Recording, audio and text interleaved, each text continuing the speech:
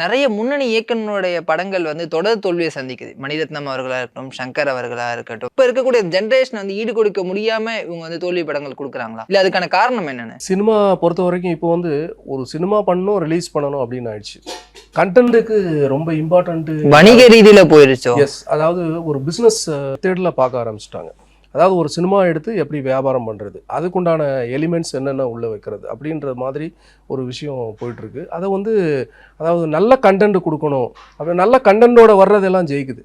நல்ல கண்டென்ட் கருத்துக்கள் அந்த கதையின் மூலமாக அந்த வலுவான ஒரு கதை, நல்ல ஒரு மக்களை வந்து அட்ராக்ட் பண்ணுற ஒரு கண்டென்ட்னா கண்டிப்பாக அது பேசப்படுது இன்னைக்கு.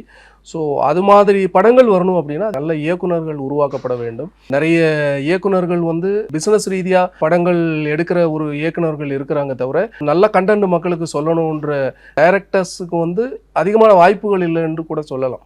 வாய்ப்புகள் வந்து மறுக்கப்படுறது. அவங்களுக்கு வாய்ப்புகள் கிடைச்சா வந்து நிறைய இது மாதிரி நல்ல நல்ல படங்கள் வர்றதுக்கு வாய்ப்பு இருக்குது.